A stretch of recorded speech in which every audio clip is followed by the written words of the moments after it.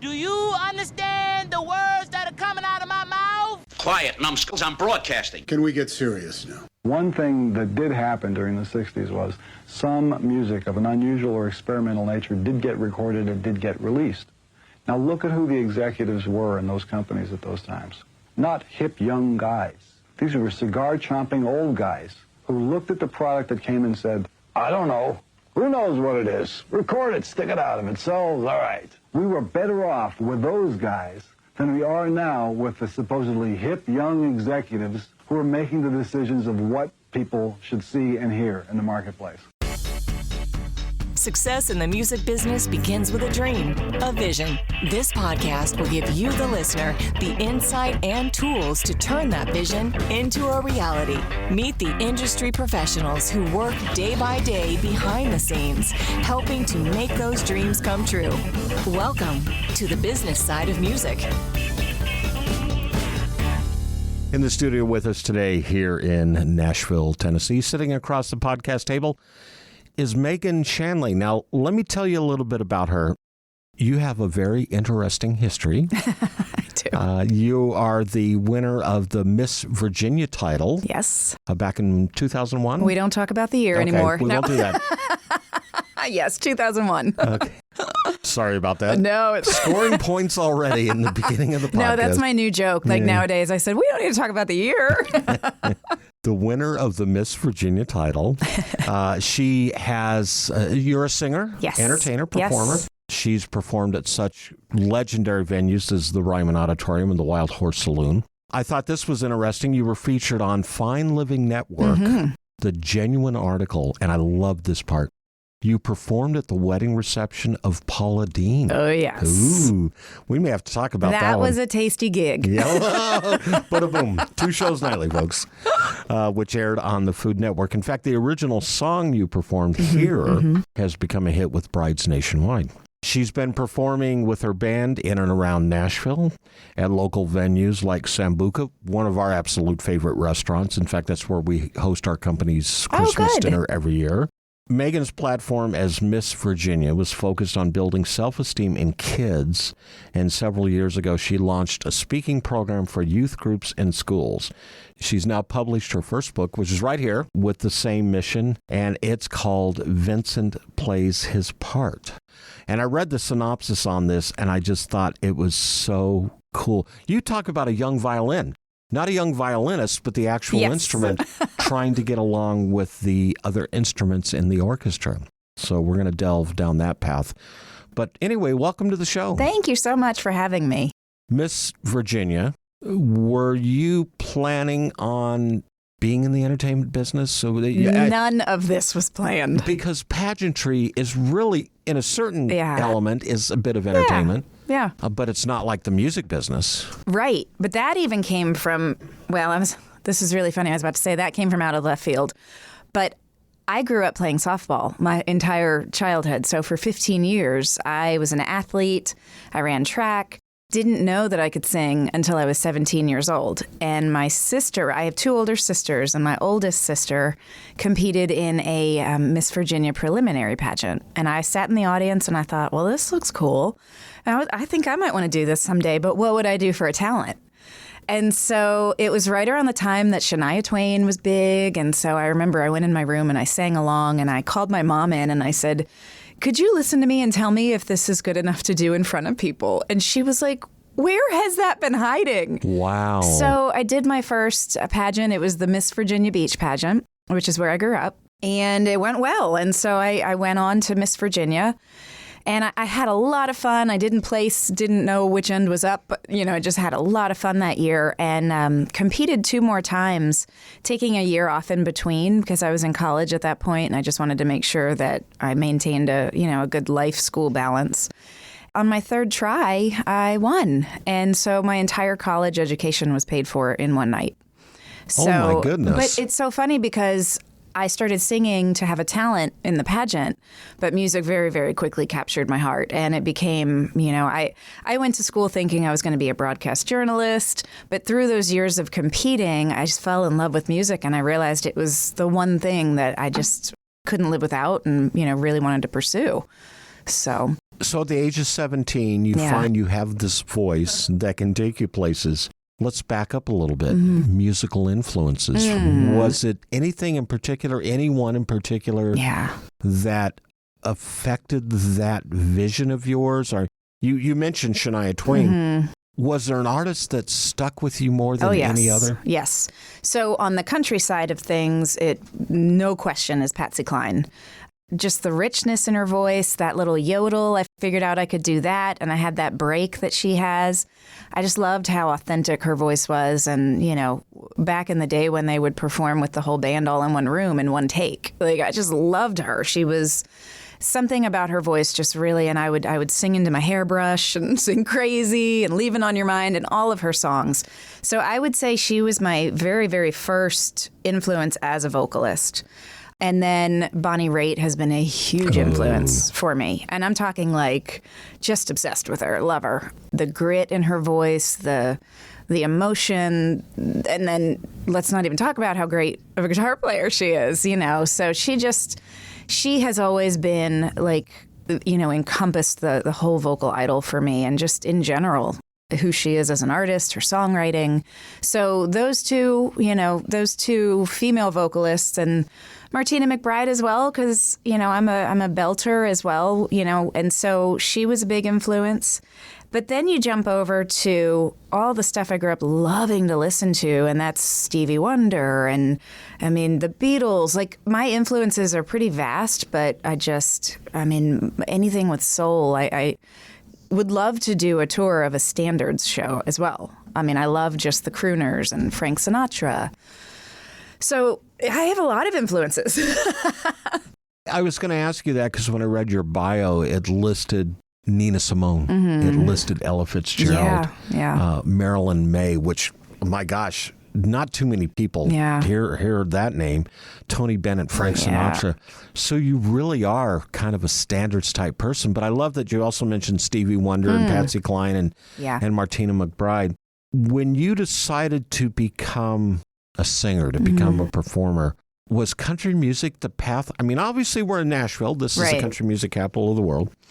Was that just a natural metamorphosis for you? It was. You know, it was the one genre that, now keep in mind, I didn't start singing till I was 17. So I only had 4 years of singing under my belt when I moved here.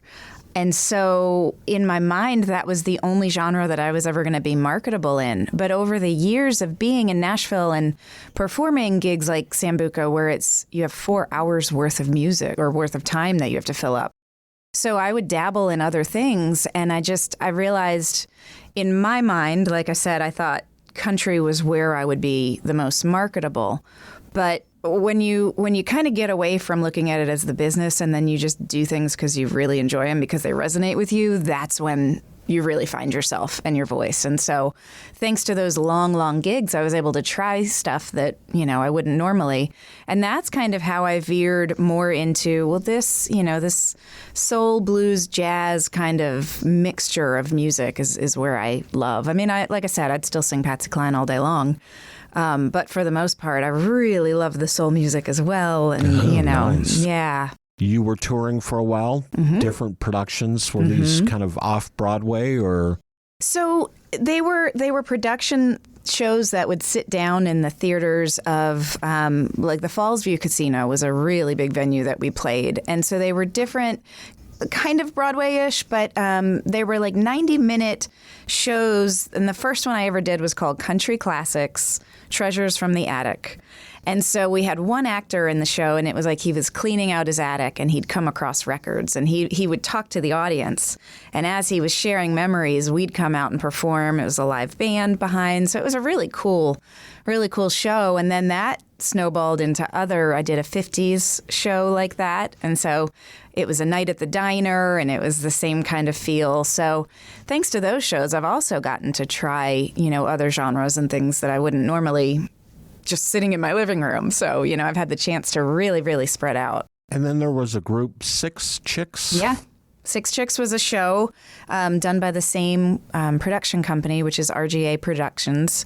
And he created all these wonderful shows. And Six Chicks, the concept was 6 original female artists that, came together and did this show, and we would all do some originals, but we would also do covers of songs and then numbers together and things like that. So it was really cool for audiences to see 6 real singer-songwriters that were pursuing careers. Let's jump back to the wedding reception that you did with Paula Deen. The original song you performed called Here.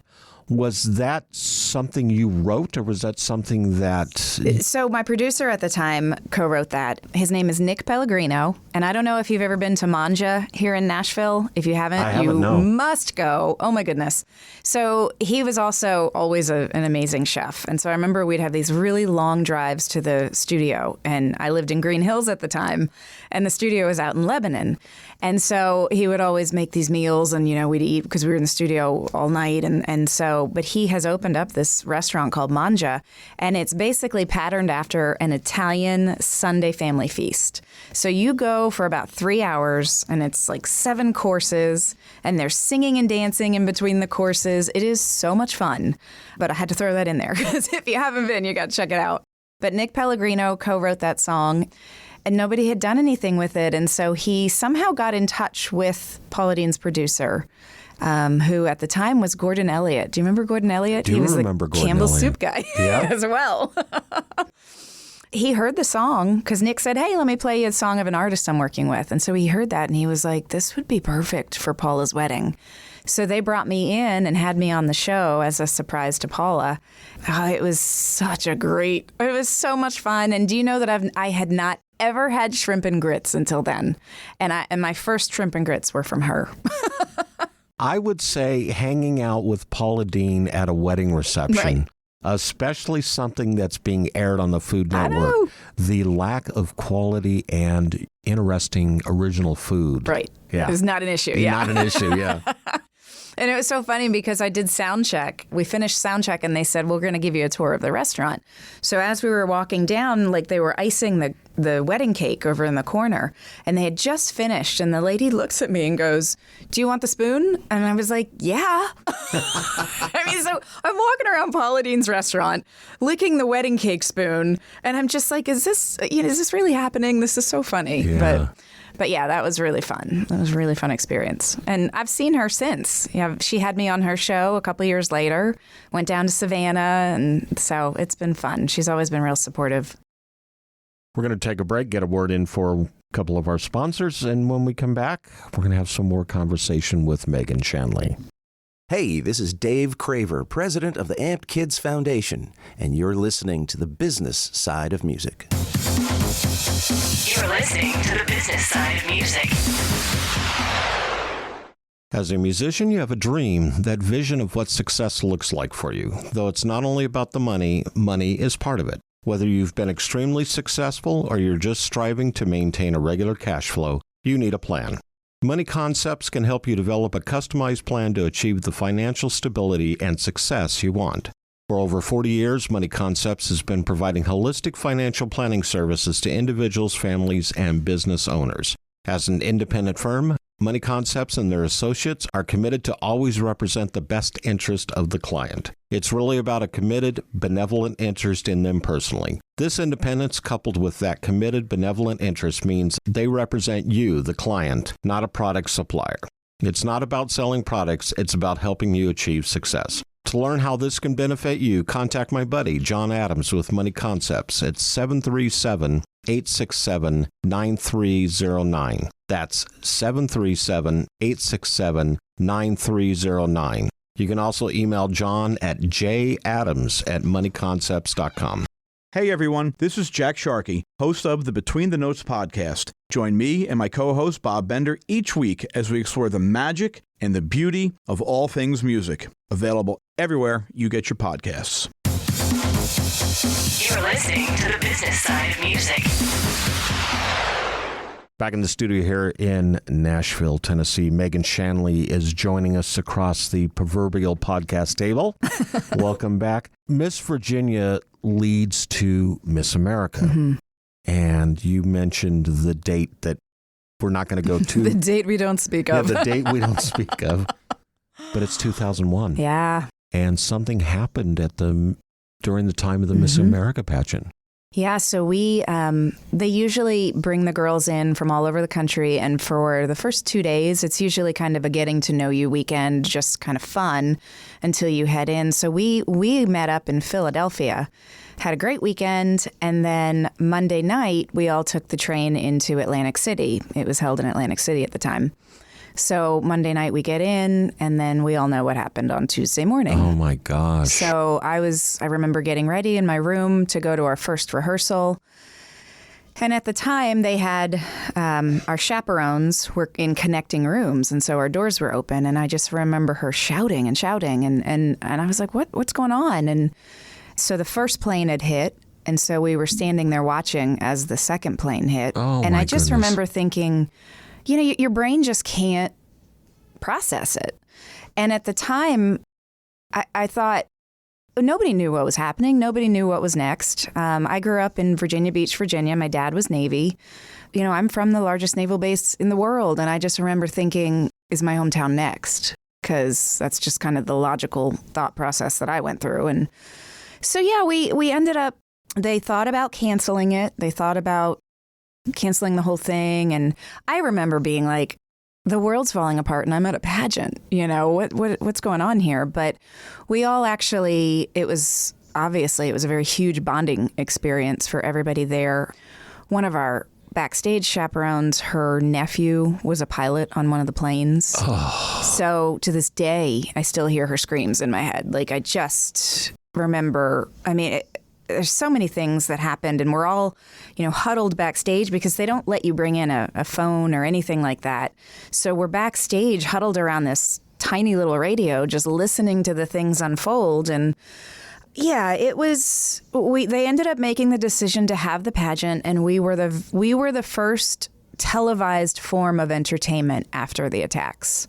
And so, you know, the pageant happened, and it was a somber night, but it was also a night of like, we're gonna do this to continue and show strength. I just remember it was such an eerie feeling. They had the airspace around the convention center shut down, and you couldn't go to the bathroom without taking a bomb sniffing dog in with you. And yeah, it was. What you said there triggered a memory for me, and that is people of my age, my generation, will remember this, and you will too, even though you're quite a bit younger.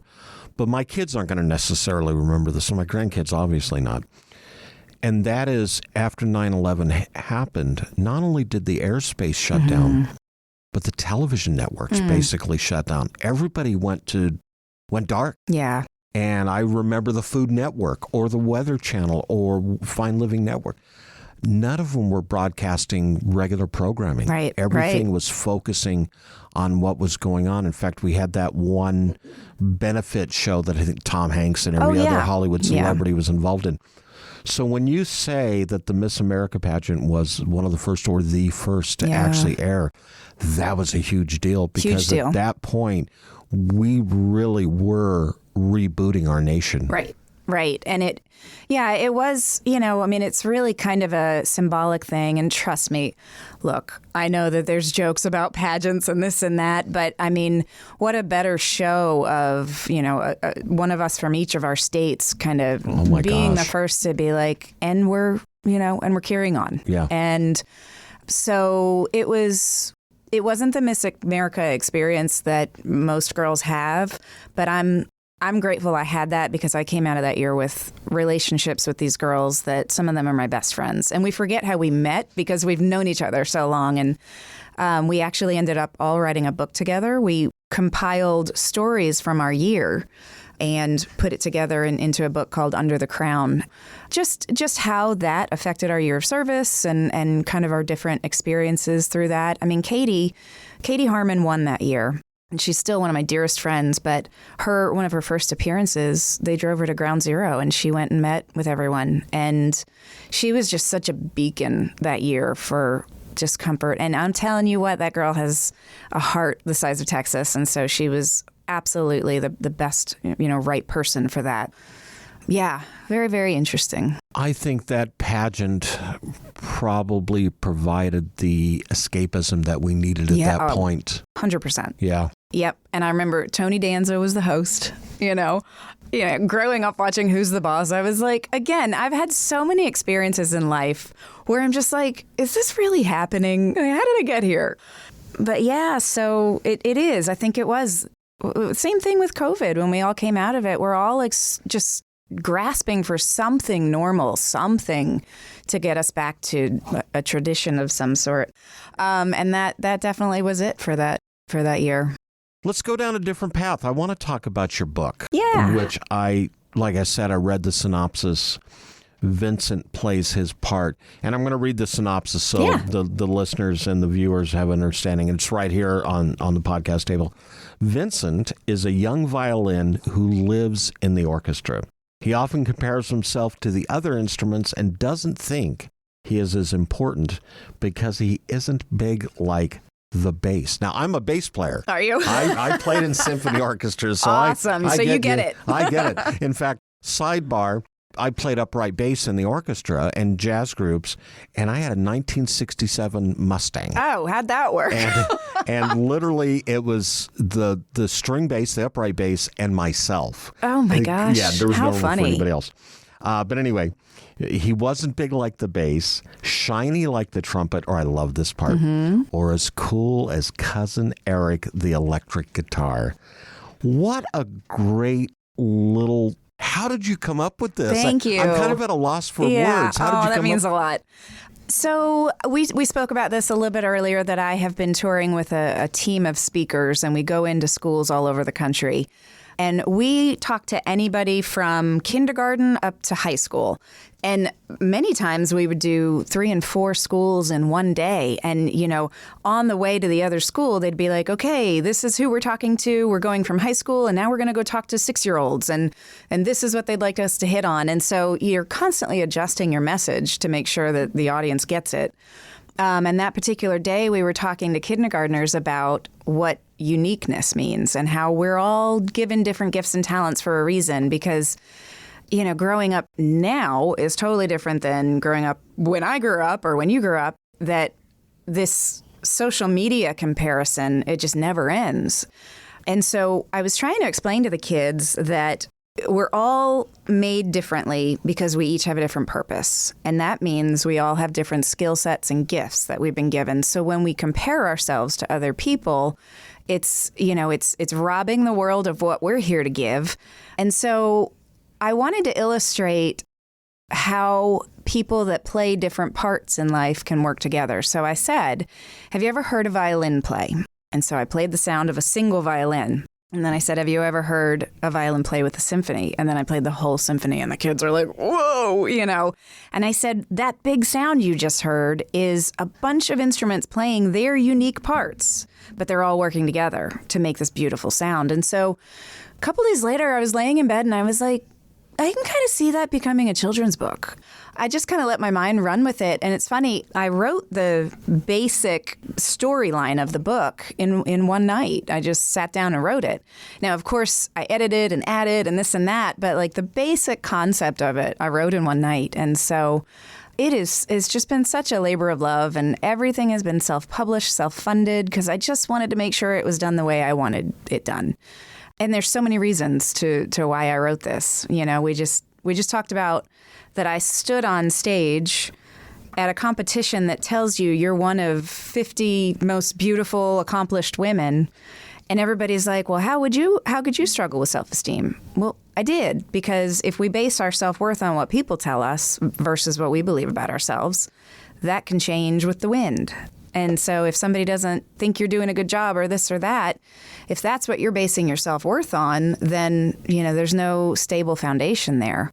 And so I wanted to share with them that people you see on TV, everybody struggles with self-esteem. In fact, you can have a conversation with just about every musician, at least in this town, and I believe in every other city, LA, New York, Austin, London, wherever. Self-confidence and self-esteem, or the lack thereof, plays a vital part every day. Am I good enough? Am I worthy?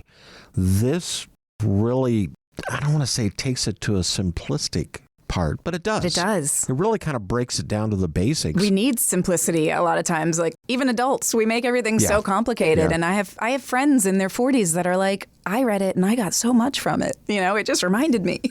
I think also that, we hear about the bullying in schools. And I saw something the other day on social media, of all places, that talked about the bullying that goes on with adults on social media. Just the kind of the mean things that people say. And I know that especially in the music business, as I'm sure in the pageantry business, it's very competitive. It's very, a mano. Yeah. And it's extremely tough. And so what you're doing is you're starting this conversation with young people, kids, who really maybe otherwise wouldn't grasp it. And I love, typically we don't go down this path. We don't talk a lot about books unless it's a book on the music industry. Yeah. But this is talking about something that's just as cool, and that's instruments. Yeah. Individually playing a vital part as a collective. Right. And there's several lessons that are kind of woven throughout the book. So the biggest overarching lesson, obviously, is we're all different for a reason. Don't try and be just like somebody else, and don't try and force people to be just like you, which we always do. But there's also the lesson, Vincent goes around and he assumes he wants to be big like the bass because he feels small and scrawny. And he assumes that Billy's life is better because he's big, and it's easier. He goes and he has a conversation with Billy and finds out Billy gets left behind sometimes because he can't fit in every car. Yeah. And he's like, oh, I didn't know you had to deal with that. I never thought about it like that. And you should try fitting in a 67 Ford Mustang. Right. And then he talks to Tammy, the trumpet, who thinks her life's easy because she's prettier. And she says, well, I'd rather go out and get dirty and play with my friends, but I have to come home and get shined up every night. And I hate it, And so he's like, oh, I wouldn't want to do that. And so it's learning to not, or it's teaching kids, hopefully, don't assume things about people until you have a conversation with them and find out. And what you will find out is that each person has a struggle. Sometimes you wouldn't want to trade your struggles for their struggles. And so everybody's going through something. That's another part of the book. And I even put questions in the back that are meant to be conversation starters so that if a child reads the book and their teacher can ask these questions like, hey, what did that make you think or feel? And hopefully it's just a really good opportunity for kids to, bring up feelings or just start a talk.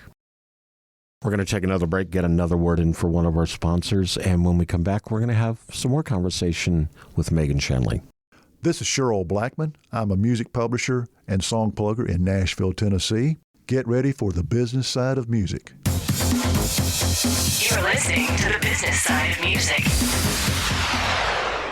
Since 1963, Korg has been creating new experiences in music and performance. That is what drove the creation of some of Korg's most legendary products, such as the Poly 6, the M1, the Electribe, the Triton, the Minilog, the Kronos, Wave State, Op6, and most recently the Nautilus, which is what we have here in our studio. Korg is dedicated to creating new, innovative, and uncompromising instruments which maintain the highest quality to inspire music makers, past, present, and future. Visit Korg.com or your favorite Korg dealer to get your hands on one of their products and start creating new music always.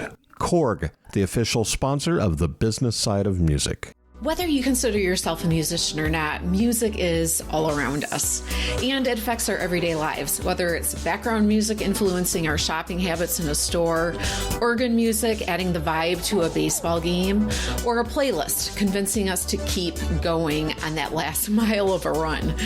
I'm Mindy Peterson, host of the podcast Enhance Life with Music, where we take a holistic look at music's benefits through the lens of science and medicine, entertainment, and business. You can find me and Enhance Life with Music at mpetersonmusic.com/podcast or wherever you get your audio. You're listening to the business side of music.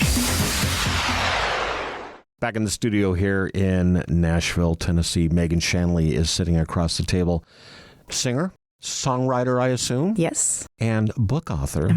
And now somebody who is touring the country, chatting it up with kids in a very unique way with this book called Vincent Plays His Part. And before the show, we were chatting a little bit, and you threw out the name Doc Brown. Yeah. And I went, what, the guy from Back to the Future with the crazy hair? And you said, no, not that Doc Brown. No, different Doc Brown. Yeah. Yeah, so Dr. Brown, Dr. Adolph Brown is his name. He is one of my mentors, and he's from Virginia Beach, which is where I grew up as well. We met because I was performing at the Opryland Hotel here in Nashville, and he was here speaking at a conference. And he was just digging the music and stayed to the very end. And so we struck up a conversation and found out we were from the same hometown and, talked a little bit about our lives and our experiences. And since that day, I've been on his team of speakers, and we travel and speak in different schools, which is what I was talking about, earlier. So it's been so wonderful and fulfilling to travel with him. But just recently, he's on a show with ABC called The Parent Test. And so he's the clinical psychologist that's on there as the expert. And it's just been great to watch him, really expand. And hopefully we have a team called the Dream Team. And what's awesome about it is that it's 4 speakers that get up. We're all from different backgrounds, different ethnicities, different experiences. But the student population can see us all working together. They can also hear some of the challenges that we've been through and can associate with at least one of us. And so, I kind of talk about girls and self-esteem and things like that, but I also touch on the fact that my parents were divorced when I was 13, which really kind of flipped my world upside down. And so many kids are affected by that nowadays. And so we all talk about different things. And it's just, I tell you, every time I come back from one of those trips, my heart is just about to explode because you see what you get to do, but then you also see how much struggle is out there with kids right now. And that's, for me, the importance of this message in this book can't get started early enough in kids' lives. How is the reception for the book Vincent Plays His Part? How's that being taken? It's been great. Like I said, I've got adult friends that are like, I read the book and I, keep thinking about lessons from the book. It's great. Everybody's really gotten behind it. They love that it's connected with the arts as well. We talk about the instruments, but we're leaving out one key component, and that's the conductor. The conductor. Now, here's what's funny. I originally, in my mind, had kind of a Doc from Back to the Future pictured in my head. But then I did a little bit of research, and I found that the youngest female to ever conduct the Queensland Symphony, her name is Alondra de la Pera.